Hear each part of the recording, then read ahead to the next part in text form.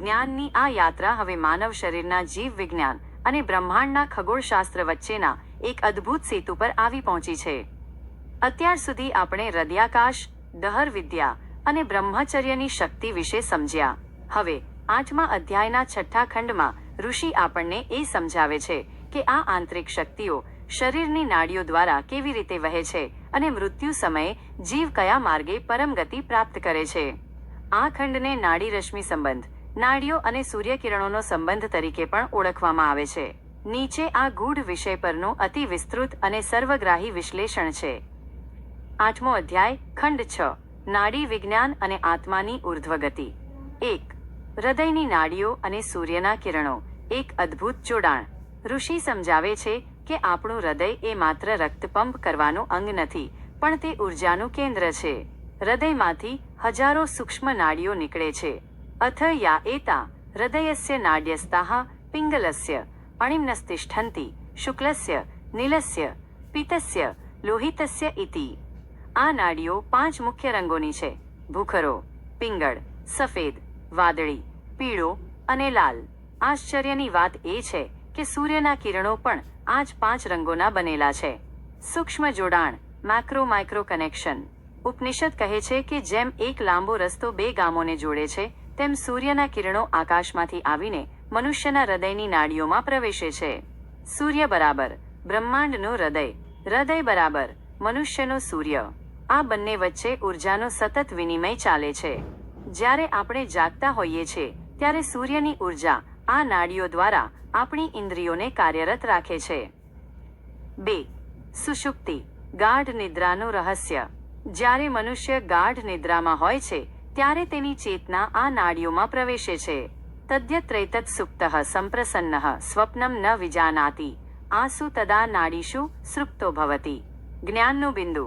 જ્યારે જીવ આ નાડીઓમાં લય પામે છે ત્યારે તે કોઈ સ્વપ્ન જોતો નથી.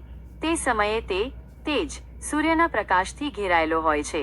આ અવસ્થામાં તેને કોઈ પાપ કે દુઃખ સ્પર્શી શકતું નથી, કારણ કે તે અજ્ઞાનના આવરણથી પર થઈને પોતાના મૂળ સ્વરૂપની નજીક હોય છે. નિદ્રામાંથી ઉઠ્યા પછી જે તાજગી અનુભવાય છે તે આ નાડીઓ દ્વારા મળતી સૌર ઉર્જાનું પરિણામ છે. 3. મૃત્યુ સમયની ગતિ અને ઓમકાર, OM. આ ખંડનું સૌથી મહત્વનું પાસું મૃત્યુ સમયની પ્રક્રિયા છે. જ્યારે આત્મજ્ઞાની પુરુષ શરીર છોડવાની તૈયારીમાં હોય છે ત્યારે તેની ચેતના કેવી રીતે ગતિ કરે છે. 1. એકાગ્રતા. મૃત્યુ સમયે તેની તમામ ઇન્દ્રિયો હૃદયમાં એકઠી થાય છે. 2. ઉર્ધ્વગતિ. જો સાધકે જીવનભર OMનું ધ્યાન ધર્યું હોય અને દહર વિદ્યા સાધી હોય તો તેની ચેતના હૃદયની ઉપરની નાડી તરફ ગતિ કરે છે. 3. સૂર્ય તરફ પ્રયાણ. તે સૂર્યના કિરણોનો આલંબન લઈને ઉપર ચઢે છે. ઉપનિષદ કહે છે કે તે જેટલી ઝડપથી મન વિચારે છે તેટલી ઝડપથી સૂર્યલોક પહોંચી જાય છે. 4. 101 નાડીઓ અને સુષુમ્ણા, ધ પાથ ટુ ઇમોર્ટાલિટી. ઋષિ નાડીઓની સંખ્યા અને તેમના માર્ગ વિશે ચોક્કસ માહિતી આપે છે. શતમ ચૈકા ચ હૃદયસ્ય નાડ્યસ્તાસા મૂર્ધાનમભિની શ્રુતૈકા. કુલ નાડીઓ 101 મુખ્ય નાડીઓ હૃદયમાંથી નીકળે છે. સુષુમ્ણા નાડી. આ 101 નાડીઓમાંથી એક નાડી મસ્તકની મધ્યમાં બ્રહ્મરંધ્ર જાય છે. મુક્તિનો માર્ગ. જે જીવ આ એક નાડી સુષુમ્ણા દ્વારા બહાર નીકળે છે તે જ અમૃતત્વ મોક્ષ પ્રાપ્ત કરે છે. બાકીની 100 નાડીઓ જીવને ફરીથી જન્મ મરણના ચક્રમાં સંસારમાં લઈ જાય છે. 5. તુલનાત્મક કોષ્ટક. જ્ઞાની અને અજ્ઞાનીની ગતિ. લક્ષણ. અજ્ઞાની જીવની ગતિ, આત્મજ્ઞાની જીવની ગતિ. નિર્ગમન માર્ગ. અન્ય 100 નાડીઓ, આંખ, કાન, મુખ વગેરે. મૂર્ધન્ય નાડી, સુષુમ્ણા, બ્રહ્મરંધ્ર. સહાયક તત્વ. કર્મ અને વાસના, સૂર્યના કિરણો અને ઓમકાર. ગંતવ્ય સ્થાન. પુનરાવર્તન, ફરી જન્મ, બ્રહ્મલોક, અમૃતત્વ. અનુભૂતિ, ભય અને અંધકાર, પ્રકાશ અને પરમ આનંદ. 6. વિજ્ઞાન અને અધ્યાત્મના પરિપ્રેક્ષ્યમાં. આજના સમયમાં આપણે જાણીએ છીએ કે સૂર્યપ્રકાશ એ પૃથ્વી પરના તમામ જીવનનો આધાર છે. ફોટોસિન્થેસિસ. ઉપનિષદ આ જ વાતને આધ્યાત્મિક જીવ વિજ્ઞાનના સ્તરે સમજાવે છે. Circadian rhythm.